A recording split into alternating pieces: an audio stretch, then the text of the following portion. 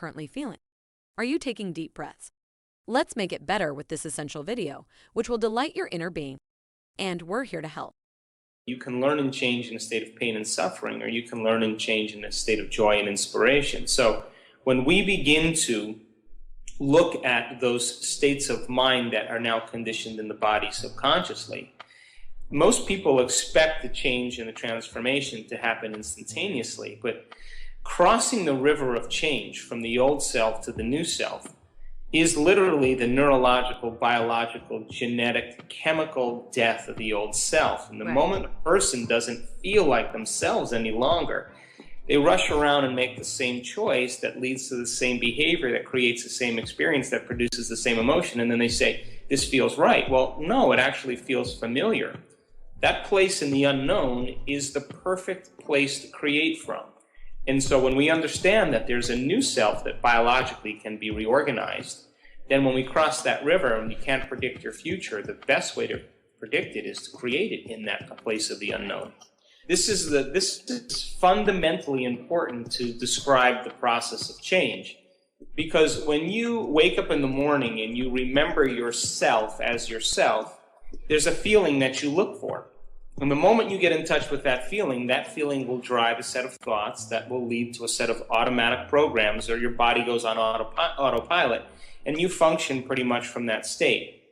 When you begin to become conscious of all of those elements that are deriving the old self, the thoughts, the behaviors, the emotions, and you're no longer firing and wiring the same circuits in your brain that produce the same neuropeptides, that signal the same hormones, that create the same feelings, your brain then says nerve cells that no longer fire together no longer wire together. There's a weakening of the connections that are connected to the old self. And as those neurons begin to weaken and prune apart, the memory of the old self is literally changing.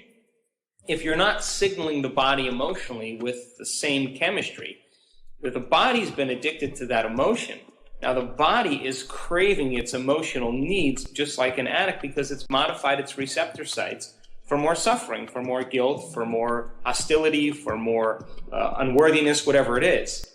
So then, as the body goes into transition, you've just stepped into the river of change. So most people, they white knuckle it in this process because they're looking for something to reaffirm their identity as the old self. So the challenge then is when you're in that void of the unknown.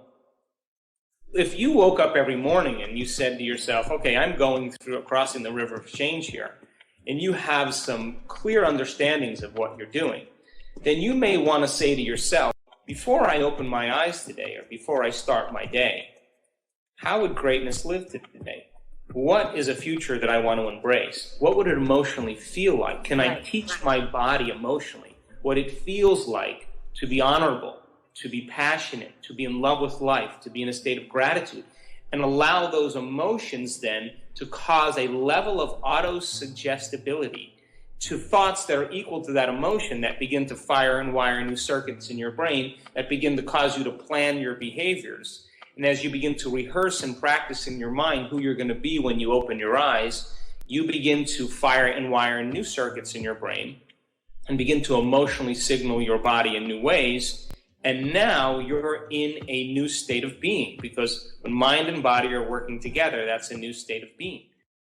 So most people don't believe in that future because they haven't experienced yet. But that's because they're relying on their senses to determine reality. The quantum model of reality is beyond the senses. It's an immaterial understanding that transcends the body, transcends the conditions in your environment, and transcends time. Now, we have all the biological and neurological machinery to make this happen. But when most people are going through the process of change, they're white-knuckling it, waiting for relief. But my message is, if you can unfire and unwire and uncondition your body, then why not refire and rewire, so that now as you begin to every day remind yourself of who you no longer want to be, and then remind yourself of who you do want to be, there will be biological changes in your brain and body, so they're no longer living in the past, they're now living in the future.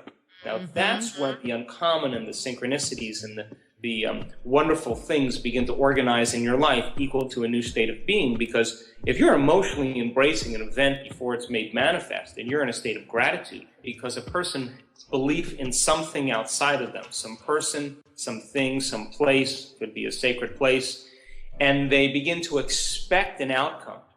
And as they begin to anticipate and expect an outcome, what they're doing from a quantum model of reality is they're selecting a future potential, and they're emotionally embracing that future.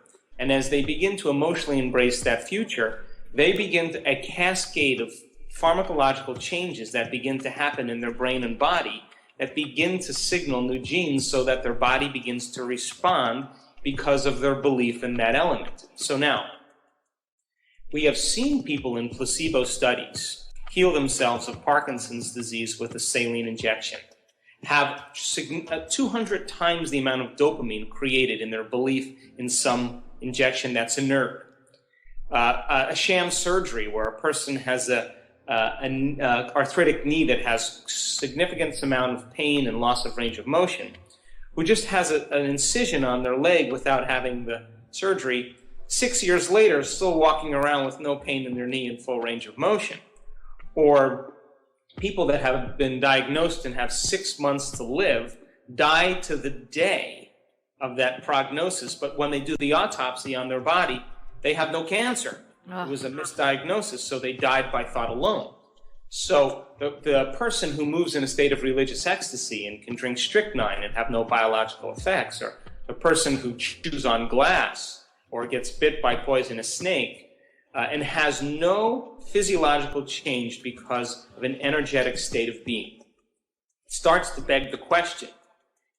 When a person takes a sugar pill or a saline injection or goes to a place or has a procedure done, and that procedure is a placebo, are they just feeling well? Is it just in their mind? Or is it in their mind and is it in their brain? And are there physical and epigenetic changes that take place as a result of it? And the answer is absolutely yes. So they've changed their state of being by thought alone, which begs the question, do you need the sugar pill or the saline injection or the procedure, or could you just move into a state of being by putting your attention and your investment in a possibility that exists in the quantum field, emotionally embracing it, and then allowing yourself to make something that's unknown known? No. So the answer to that question is absolutely yes, because when we did our scientific studies at our advanced workshops in 2013 this year, we saw people heal themselves of Parkinson's disease by thought alone, traumatic brain injuries, cancers, by just changing their state of being without anything outside of them. So the placebo works like this.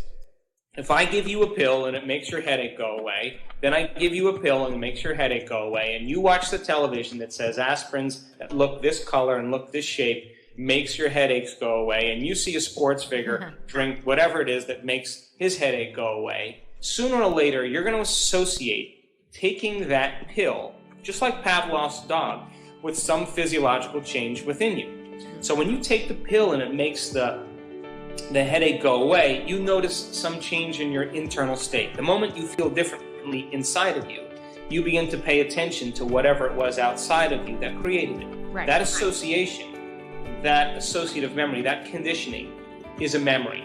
Right. So then we begin to anticipate that change every time we see a pill. So then if you substitute an aspirin for a pill that looks like an aspirin, and you're told by meaning, because meaning has a significant role in the placebo, and it means something to you, then in anticipation of that result, because you're putting your meaning behind it, you have intention behind it, you are conditioned to understand that there's some physiological change, and you expect the outcome, then those are the ingredients that begin to produce physiological changes by thought alone. We're delighted to see you all the way through the video. If you enjoyed this video, please share it with your friends and let us know in